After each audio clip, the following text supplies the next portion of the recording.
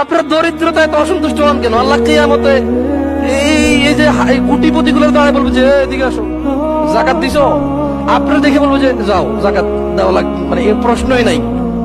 আপনাকে আল্লাহ প্রশ্ন জাকাতের প্রশ্নই করবে না, অথচ আপনি অসন্তুষ্ট এই নিয়ামত নিয়ে।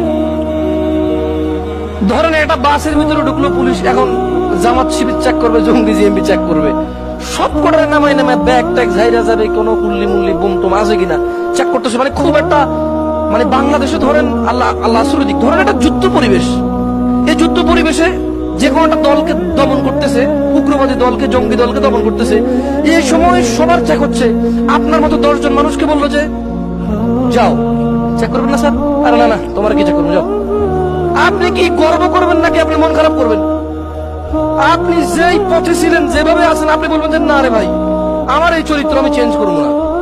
বেড়া সবারই ধৈর্যের নামায় কি করলো, আমারে সালামও দিল, চলে যেতেও বললো। আপনি খুশি হবেন না রাগ হবেন? কিয়ামতে আল্লাহ আপনাকে জিজ্ঞেস করবেন না কেন হজ করলি না?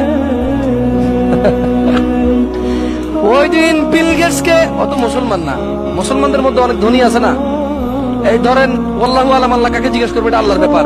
তবে আল্লাহ সুবহানাহু ওয়া তাআলা যাদের সালাত আছে, সালাত পড়ার পরে তার যাকাত, সিয়াম, হজ এগুলো নিয়ে জিজ্ঞেস করবে। এগুলো নিয়ে কি করবে? জিজ্ঞেস করবে। যাকে আল্লাহ হজ করার তৌফিক দেয় না, যাকে আল্লাহ যাকাত দেওয়ার তৌফিক দেয় না, ওকে আল্লাহ এই দুটো প্রশ্ন করবেই না। এই দুটো প্রশ্ন কি করবে না? বলেন তো আপনি খুশি না নারাজ? এবার কিয়ামতের মাঠ আগুন ধাউ ধাউ করে জ্বলতেছে, মানুষ পুলসিরাতের আগুনে পড়ে যাচ্ছে, জ্বলে ছারখার হয়ে যাচ্ছে, মানুষ তৃষ্ণায় ব্যাকুল হয়ে গেছে। মানুষ সেদিন কোনো কাউকে খুঁজে পাচ্ছে না। লা ইউসালু হামিমুন ইল্লা ওয়ালা ইউসালু হামিমুন হামিমা। সেদিন কোন অন্তরঙ্গ বন্ধুর খোঁজ খবর নেবে না।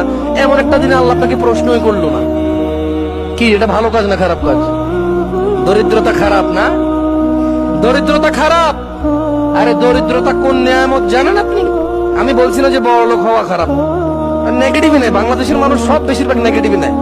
আপনারা বুঝবেন যে যখন আমি যে বিষয়টাকে উল্লেখ করব, তখন আমি সেই বিষয়টাকে হাইলাইট করব। গত পয়েন্ট, যখন আমি যে বিষয় নিয়ে কথা বলবো সেদিন তখন আমি ওই বিষয় হাইলাইট করব। তাহলে দরিদ্রতা হচ্ছে ওই নিয়ামত, নবী রাসূলদের নিয়ামত। দরিদ্রতা কার নিয়ামত? নবী রাসূলদের নিয়ামত।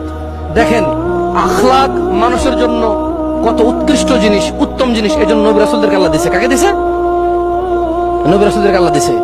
ভদ্রতা, শালীনতা, জ্ঞান, হিকমত উত্তম উৎকৃষ্ট জিনিস, এই জন্য আল্লাহ নবী রাসূলদেরকে দিছে। তো নবী রাসূলদেরকে আল্লাহ দরিদ্রতাও দিছে। কি দিছে? তার মানে এটা বড় নিয়ামতের একটা নিয়ামত। আল্লাহ আমাদেরকে বোঝার তৌফিক দান করুন। যাদের ক্ষমতা আছে, যাদের টাকা পয়সা আছে, আল্লাহ সুবহানাহু ওয়া তাআলা বলছেন যে আরে সফল কাম তো ওই মুমিন হয়ে গেছে, যে মুমিন নামাজে ভদ্র, যে মুমিন নামাজে ভীতু, যে মুমিন অনর্থক কথা এবং কাজ করে না, যেই মুমিন যাকাত ফরজ হওয়ার পরে যাকাত দিতে সব সময় নিজেকে সেই অ্যাক্টিভ রাখে। কি রাখে?